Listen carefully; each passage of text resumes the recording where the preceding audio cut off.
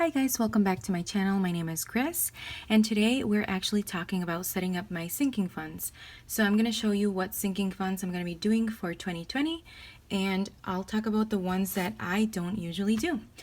So let's first talk about what I was using for this year of 2019 for my sinking funds, and I was actually using this.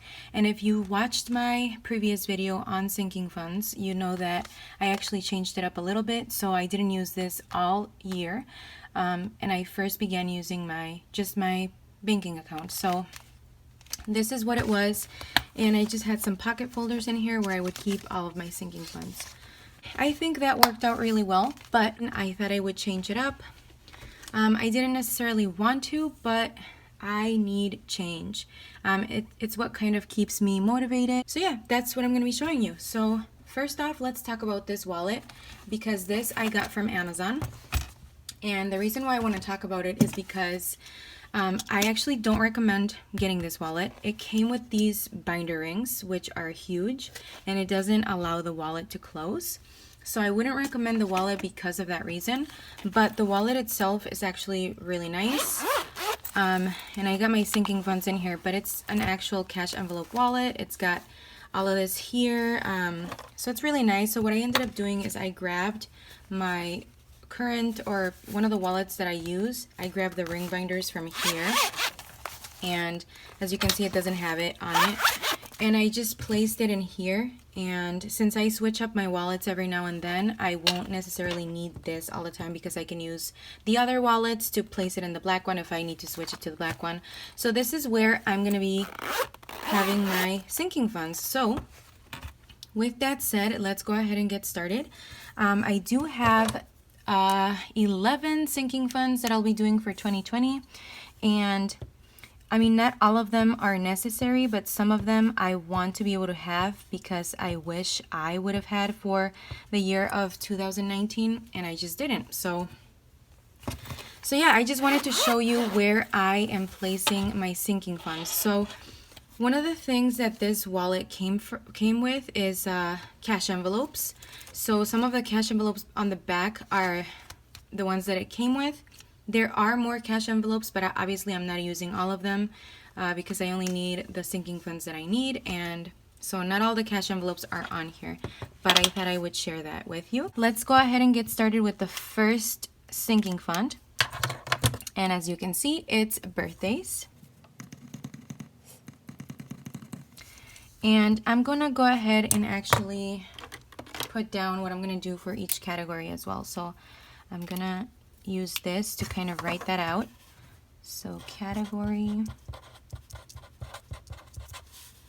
and then I'm actually gonna do the amount for the month. So that's what I'm gonna be sharing with you. And I actually have a cheat sheet over here to just write down what I'm gonna be doing per month. So for birthdays, I'm gonna go ahead and do $25 a month. Then I have back to school.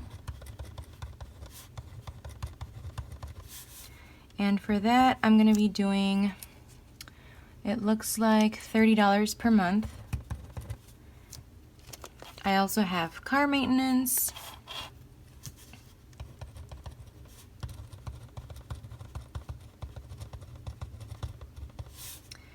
And for that, I'm going to go ahead and do $40 a month.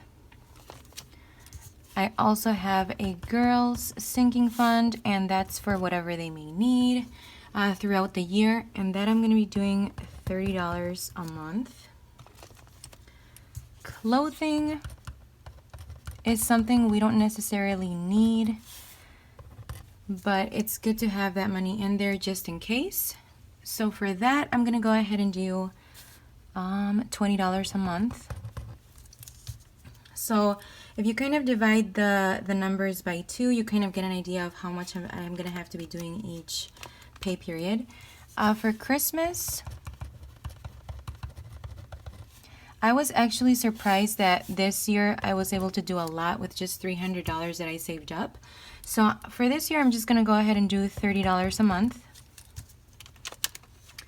Car tags, surprisingly, you guys, I did not have a sinking fund for my car tags this year, and I actually ended up using the cushion that I had in my checking account to pay for that. And so I don't want to do that this year. And it's not a lot to save up per month. It's actually just $11 for the amount that I want to get to. So $11 per month. Girls Activities is a new sinking fund that I'll be doing this year. And for this, I'm going to go ahead and do $30 per month.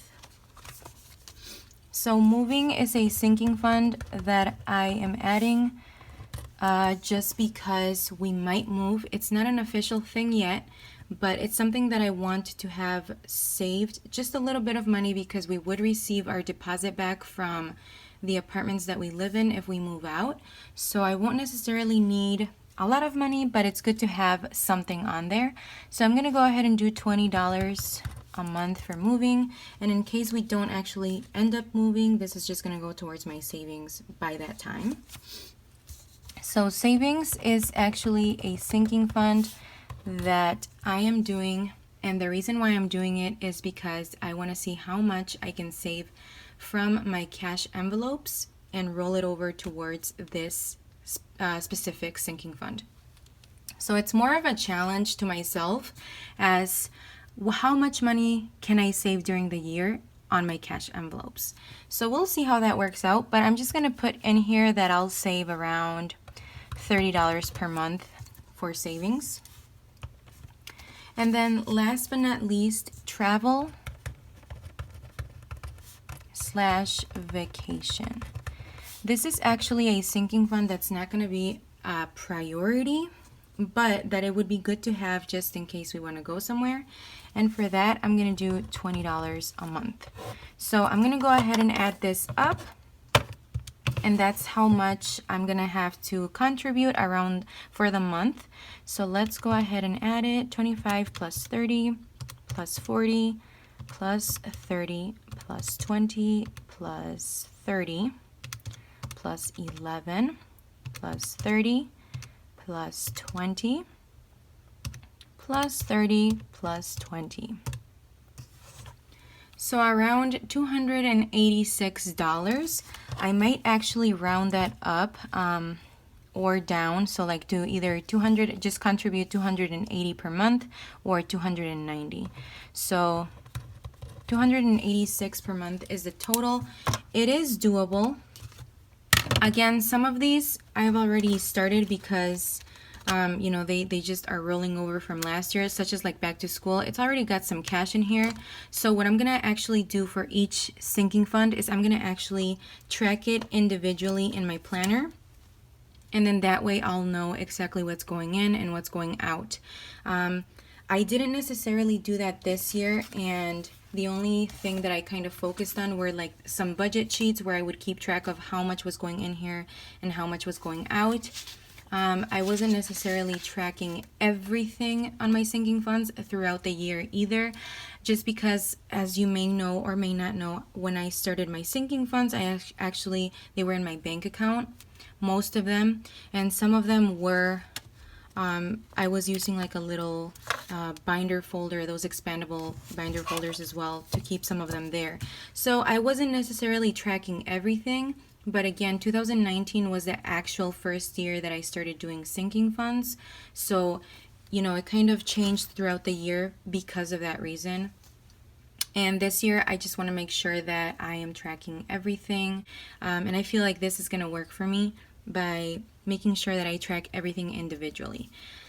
And so these budget sheets also come with the wallet, and I'll link it down below if you guys would like. So let me know in the comments if you would like me to link it down below, just because I don't necessarily recommend the wallet. So I don't want you guys to get the wallet and be disappointed with it, because I was, and not something that I would get. But it was only $18.99, so I guess for the price, you know, you kind of get what you pay for. But anyways, some of the sinking funds, you guys, that I actually don't focus on are medical. So that's one of the top ones that I don't focus on. And the reason why is because I have an HSA that I contribute to every pay period from my paycheck. So I don't necessarily need to have a sinking fund for that. And that's one of the reasons why you won't see that here. You know, and again, sinking funds are what works for you, what do you need, what are your goals for this year, that type of thing. So sinking funds are going to be different for everybody. These are the sinking funds that I'm going to focus on for 2020. They are a little bit more. I only used to have 1, 2, 3, 4, 5, 6, I believe, no, 7 sinking funds. So I just added a few more, nothing too crazy. But again, it's 11 of them, and that is what I can manage on doing for this year. I thought about it, I reflected, and I really thought about the things that I would need for this upcoming year instead of having to deal with it when the time comes. Another thing that I wanted to point out is for some of these, I do have a goal that I would like to reach. For some of them, I don't have an exact set goal that I would like to accomplish, but for most of them, I can say that yes, there is a set goal that I would like to reach. The way that I'm actually going to be able to reach some of these goals that I have for each sinking fund is by using any extra money that I may have, such as the tax refund or any bonuses that I may get from work, and including this savings sinking fund. So any cash envelope money that I save for this sinking fund is going to go towards this as well, or eventually into my savings if I don't end up needing it if I reach the other goals. So things like that, anything that can help me accomplish my goals. So I'm just going to quickly go over a few that I do have like a set amount, and then the ones that I really don't have a set goal for. So for example, back to school, Christmas, car tags are going to be one of those sinking funds that I'm going to have a set goal for. For Christmas, I do want to reach $500. For car tags, $130 around there would be the goal that I want to get to by the time that I need to use that money. For back to school, I'd like to get to like around $350 by August. So for some of these, there are deadlines too. So just something to think about. Other sinking funds that probably will be used the most often are birthdays and car maintenance, and clothing and girls, but there is not necessarily a set amount for those. However, for car maintenance, I do know that I want to have a little bit more money because I am eventually going to need it. And for moving, another one that doesn't have a set goal. For the girls' activities, since that's focusing on something that I want to be able to do for the summer, I do have a deadline, but not necessarily a set amount. So yes, whatever money comes, that we have around the summertime, that's what we'll use for activities that they may want to sign up for. So with that said, that's what I kind of wanted to just point out as far as what I'm thinking of doing for my 2020 sinking funds. I do want to set expectations for myself. However, I don't want to set up myself for failure. I just don't want to do that. And I feel like for 2019, I kind of did. So with that said, you guys, that is it for this video. I hope you enjoyed it. If you did, like down below, leave a comment with what sinking funds you're using for this upcoming year and what you've taken away, what you've added, etc. I want to know all about it. And if you haven't subscribed, feel free to do so down below. I hope you enjoy the rest of your day, the rest of your week, and until next time.